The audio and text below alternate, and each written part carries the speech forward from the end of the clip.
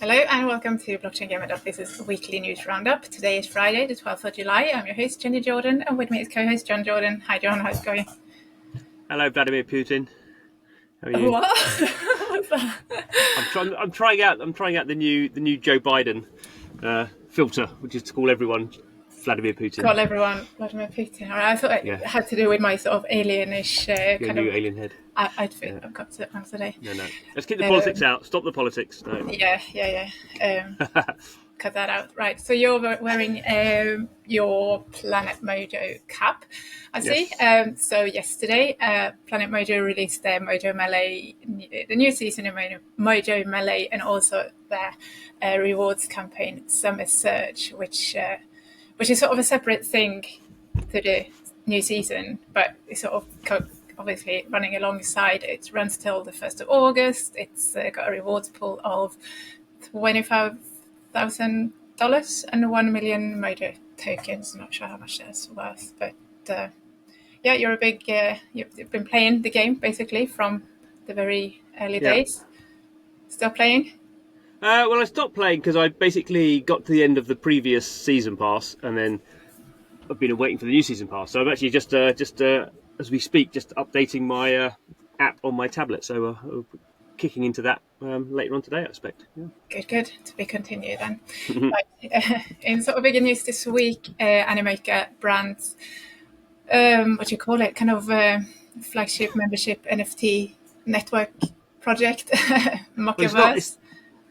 I mean, technically, it's not. I think. Well, it's not membership NFT in that sense, but if you sort of are a member of their community, you don't have to have an NFT. Well, you have to have an NFT to be eligible for this MOCA token drop that's been. However, that's the majority of it. So 8,888 Mocaverse NFTs were given away as a free. Sort of, I think it wasn't quite a free mint, but it was roughly a free mint in March last year. But to get on the list, basically, you had to be. It was mainly for the companies that Animoca had invested in. So it was sort of like a network, as you say, like a network NFT. But then the MOCA token is, as with all these things, is being run by the MOCA Foundation, which is legally a separate company from Animoca. So there's obviously it sort of sits in everyone's head that the MOCA token is from Animoca, and it sort of is, but equally it sort of isn't. And I guess over time they'll want the MOCA Foundation to become, and they probably would legally argue it is independent from them at the moment. But it's a slightly grey area, I suppose. But as well as the NFTs, if you had a MOCA ID, which is a bit like the ENS wallet naming system, which is for that one it's like .eth on Ethereum. So they have one called .moca. So you can create basically like an account, which would be Jenny.moca, and then you can go in and do some mission. Some of it's been social farming type stuff. Some of it's been missions within games. Like they had a mission within the 9 Chronicles game just for Mocaverse. And then if you did that, you got some stuff in the 9 Chronicles game. And also you earned these, they call them realm points. And if you had enough realm points, if you'd accumulated enough realm points, you also got a token allocation for the MOCA token that went live yesterday. Excuse me. So yeah, I guess kind of emphasizing this confusing kind of grey area whether it's Animakers or not. There's the Animaker executive chairman and co-founder Yat Siu posted this long kind of intellectual sort of explaining the purpose of tokens more generally in Web3 and obviously in particular the MOCA token kind of as opposed to encourage the community to keep their tokens as sort of stake them back into the system, seeing it more as a long-term investment, sort of building on the idea of network effects and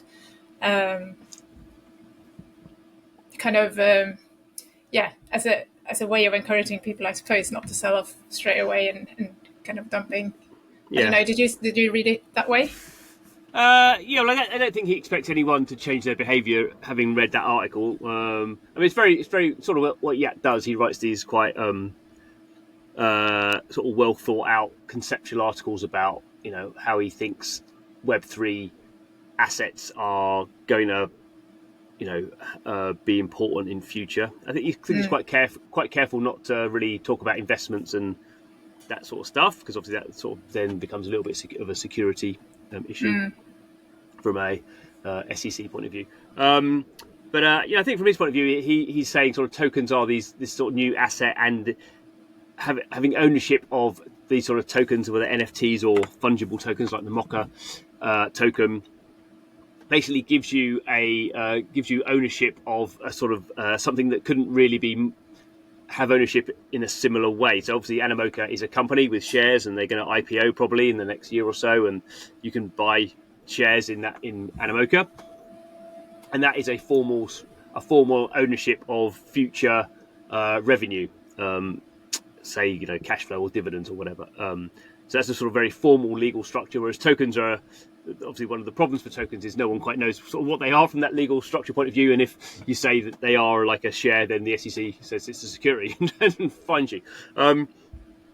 So again, what is the value of the MOCA token? It's a little bit obviously some aspect of sort of meme coin-ness, but there is this sort of idea of they're going to have this ID system, and in terms of what you were saying about trying to persuade people not to sell the MOCA token, they had sort of two options there. So people who got their token allocation could either cash it all in yesterday and obviously do what they want to do with it, sell it if they wanted to, or you could do this thing called claim extra, I think they called it, and that meant you got a smaller allocation today, and you get another allocation on the 11th of October, and then you get a weekly allocation for the next year, like vesting. And that ended up, at least for me, because I own one of the NFTs, that ended up giving me 3 times, in total, that would give me 3 times more tokens than I would get if I cashed it all in.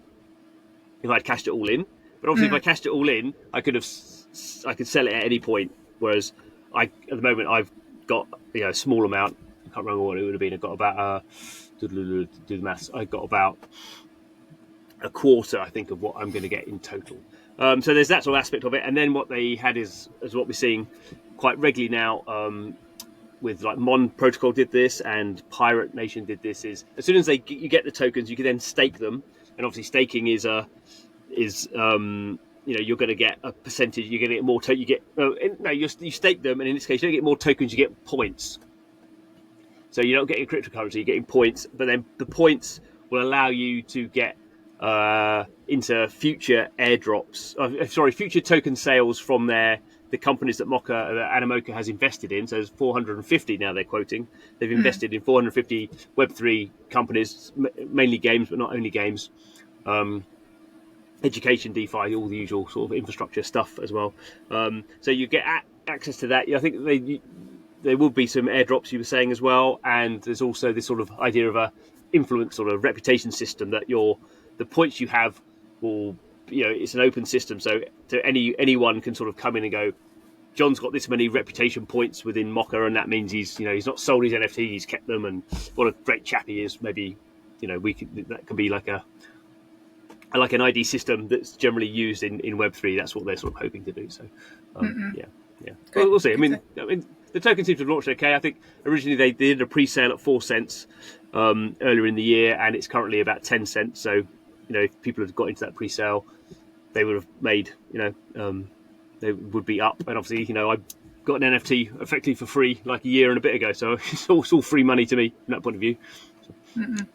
And the cynical would obviously say, have you not learned anything of the crypto market? Sell straight away rather than we have different viewpoints on that.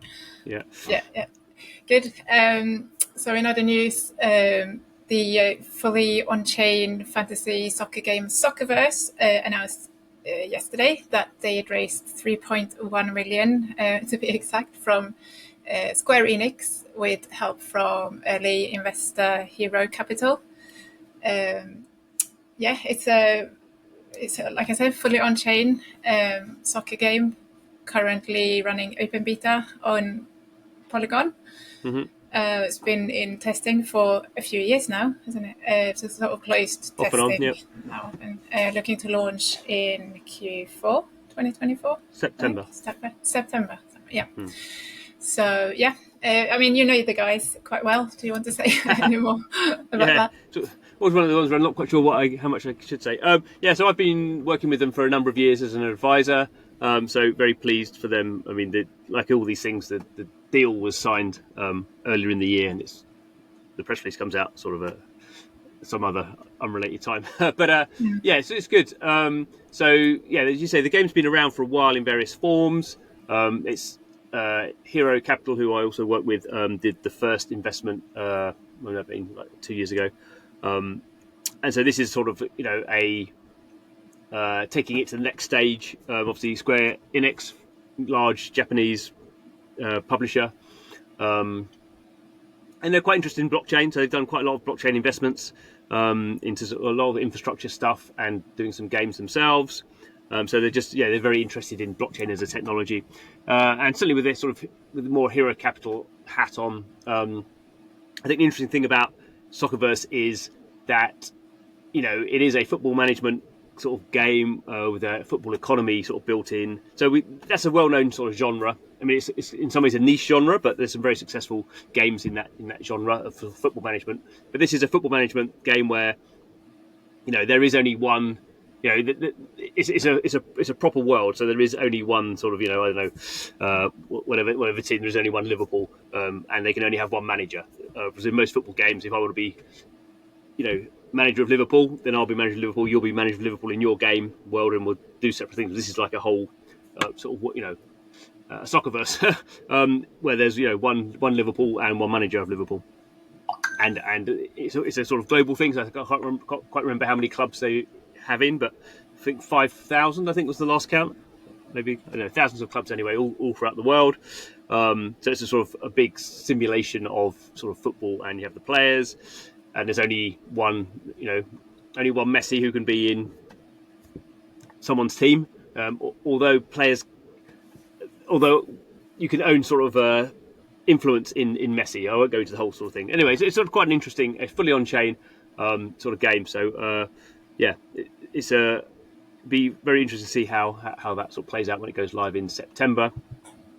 And it's coming on, I think fairly nicely. And we're sort of it's kind of funny because I was going to say a lot of the fully on-chain games we've looked at, which is something we sort of quite like. Fully on-chain games are very sort of fantasy-based MMORPGs, pixel graphics, very lots of resources. That tends to be how fully on-chain games are. Whereas, I don't think there's been many sort of fully on-chain sort of economic simulator games.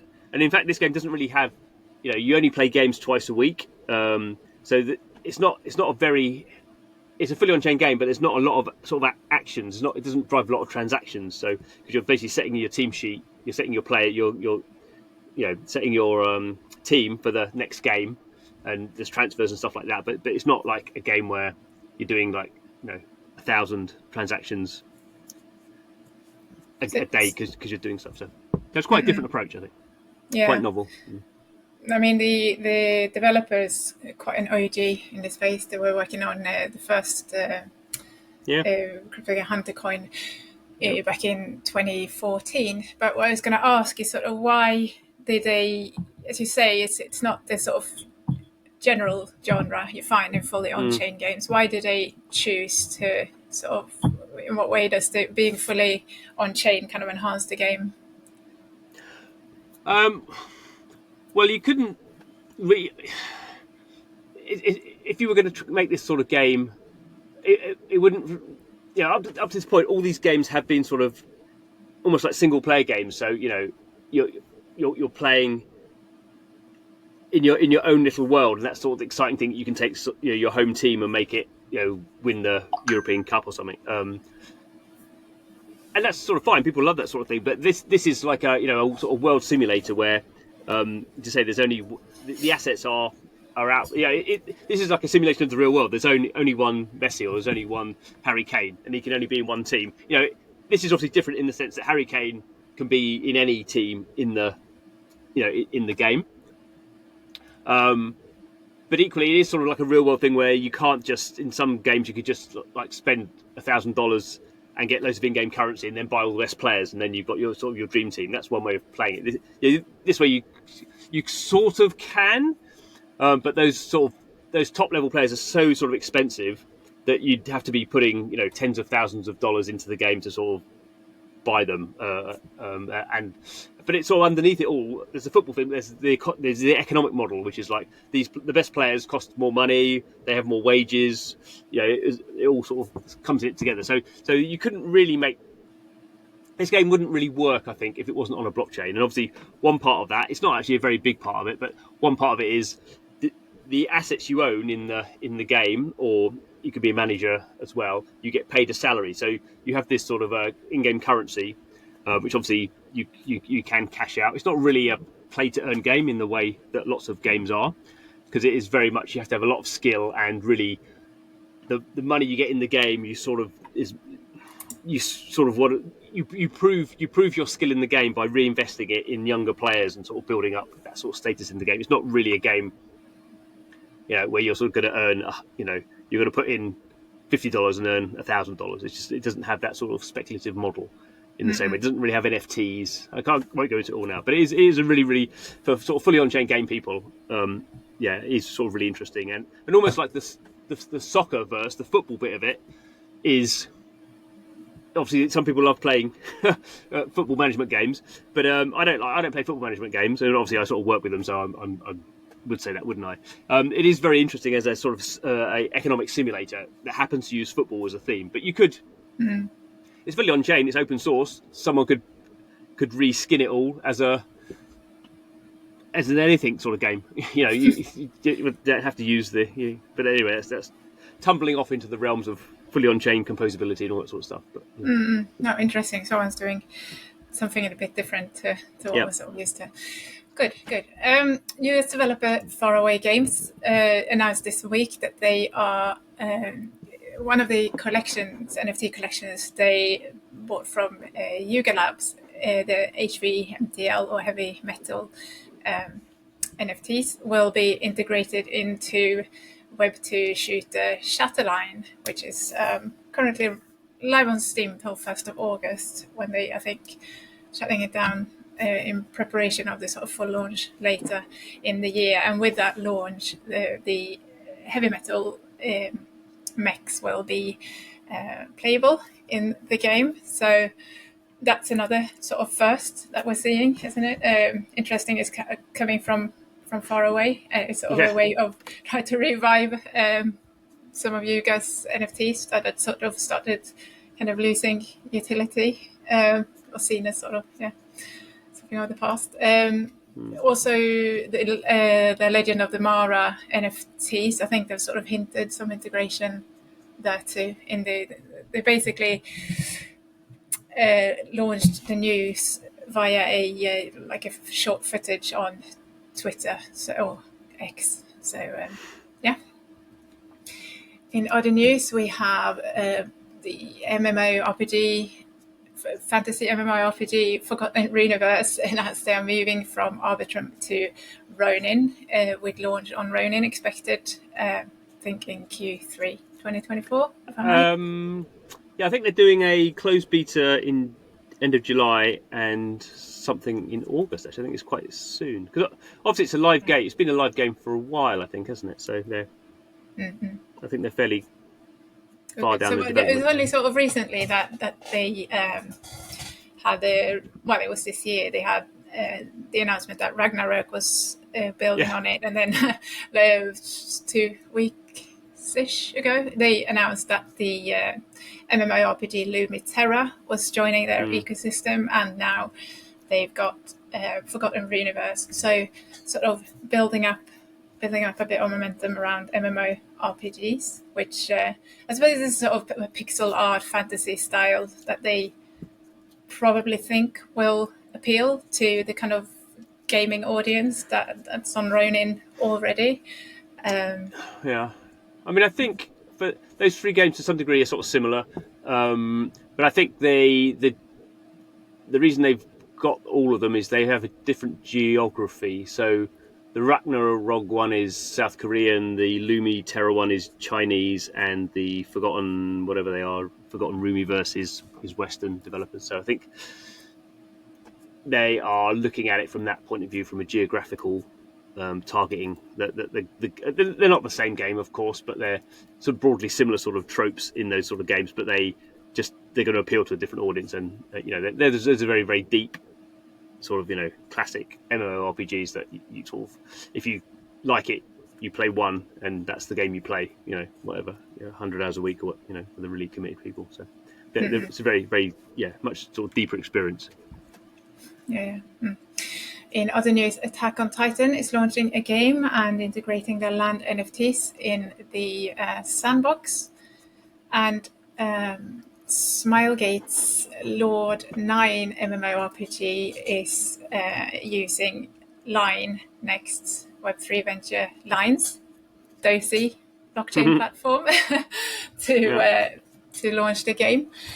It's launching in 1st of September, I think, initially, but it's sort of limited to certain regions. So in Asian regions. So talking about geography and MMORPG. So it's sort of Smilegate is a South Korean company, fairly large. Line is South Korean as well, although big in Japan. But so it's slightly weird in the sense I think the game is sort of live now. The Web 2 version is live in South Korea, Hong Kong, Macau, Taiwan, I think. And the Web3 stuff goes live in September in Taiwan. And even though they're a South Korean company, the Web3 stuff won't be supported in South Korea because the South Korean government, crypto laws in South Korea mean that you're not allowed to run games to a South Korean audience, although obviously they just use VPNs. So it's sort of a bit of when you read the press release, it sort of doesn't make a lot of sense. So we'll see. Yeah, I mean, Smilegate sort of know what they're doing from that. It's but to a degree, we've seen this with Night Crows, which is a game I've been playing for a while from WeMix, which is a very similar South Korean company. And they're doing about 300,000 daily players, 350,000 daily active players on the Web 2 side, and about 10,000 Web 3 players. So it's just quite a small percentage. And I don't know if that game, whether WeMix would think that Night Crows is a success from the blockchain point of view. I think probably some of it probably isn't. I won't go into it all now, but their token has a sort of slightly odd minting process. But in a sense, sort of, I guess, good to see these very complex sort of games have Web3 in them because that you kind of think people who really do play those games 100 hours a week and put $500 a month into them. Blockchain does give them something, an extra high level of monetization and ownership, and it does allow those players to, who are really committed, to feel like they have a bit more of a stake in there. So it's a model I think a lot of people are sort of trying. And I think it just takes a long time because even with Night Crows, I mean, you have to get to level 35 in order to unlock the blockchain, and level 45 is actually where it really unlocks, when you can do the minting. And I've been playing it pretty much every day since it came out 4 or 5 months ago, and I'm still on level 40. It's just you just have to spend hours and hours every day to get like a little 0.01% extra. I mean, it's just when they say grind, South Koreans make the most grindy RPGs in the world. I mean, it literally, you have to basically nail yourself to that. I'm going to get to level 45 if it takes me the next year, and it probably will. Yeah. No, it's one of the kind of big discussion points, hasn't it been, where gaming is sort of failing to retain audiences, and kind of why it's struggling a bit at the moment is because of that. It's not really. Some developers aren't understanding that people have got lives outside of games. No, yeah, but I think certainly when it comes to blockchain, the problem we've had so far is the games are not very deep, and basically you sort of rock in, play a bit for 2 weeks, you get some tokens, you sell them, and then you move on to the next thing. And so that the problem is how can you create, how can you have financial value and sort of psychological value and assets, and they have to be both there. If you just give someone $50 for tweeting something out and playing a game for a week, then most people in the world just, as you just sort of suggested earlier in the podcast, most people just go, yeah, I'll take my $50 and sell it straight away, and great, I got $50. The mindset is like, I got $50, but I love this game so much, I'm gonna lock it away for a year and make it $55 back again. But I love this game so much, I'm gonna get, you have to earn the right for people to do that. I mean, there's weird people like me who just like, yeah, I don't want to cash stuff out, I don't care about the money. But I'm in the space, so I'm not a good example. But that's sort of what the blockchain game sector, I think, is having to deal with now. It's you can get a lot of virality, you can pile a lot of people in to click on some buttons and do some tweeting stuff and get some points. But the only way it works is if you find, some maybe only a few hundred people who are so committed that they're just like, this is the hill they're going to die on. They're never going to give up their whatever it is. And that's how you create value, because those people are just like, no, I'm going to be putting money into the system. I'm going to be putting time into the system. I'm going to create this sort of value, which is financial and, in-game and psychological and all that sort of stuff. So I think that's the way it has to go. But it takes years and years. That's the problem. Yeah, no, that's right. And we looked into the Ton ecosystem and the games on there as well this week. It's gone from keeping count 120 up to 160, and now it's up to 176 games on their platform. Obviously, most easy clicker games. But, this is sort of the example. This is the counter example of what I've been saying. It's really hard to make this stuff work. Telegram is the exact opposite. Ton is the exact opposite. It's just like tap to click, get some points, spam all your mates. But I mean, my gut feeling, I think that's not quite worthless. But I just can't see how you build anything sustainable on that. I mean, I think I mean, I almost would say I think it's worthless. Which is not to say that I think people couldn't build an MMORPG on Ton, but I just kind of think it's the wrong. You're not going to find the audience who's going to put in 100 hours a week and spend $500 a month for a year on Telegram. That's just the mentality is those people sit in front of PCs, and that's why MMORPGs are on PC, and why. Yeah, I think Ton's really useful, and I guess we've seen people a bit like Mighty Bear that we mentioned in the past. People are using Ton as a UA funnel, marketing funnel to get people into their games on other platforms. I think it's pretty interesting for that. But I just can't see, what's that game? Hamster Combat or whatever. I mean, 200 million players. Yeah, I mean, who's gonna remember it? In a month's time, Hamster Combat. I mean, well, and what we know as well, probably 10%, maybe even that, real players, and the rest bots are not. And talking of numbers, to finish off, the Japanese gaming blockchain Oasis added 139 games to their count this week, with announcing a partnership with retro game developer Edia and bringing their IP, basically integrating Web3 into all of their existing 139 games. So Oasis currently has 45 games that they list on their various kind of layer 2s, although some of those are kind of, we would consider discontinued, not had any activity for a long time. But so actually sort of playable live games on there might be a few, will be a few less than 45, but now sort of really boosted that number with this partnership. See how that pans out. Right, on that note, we are going to finish off for today, and thank you very much for listening in, and we'll see you all next week. Bye-bye. Bye.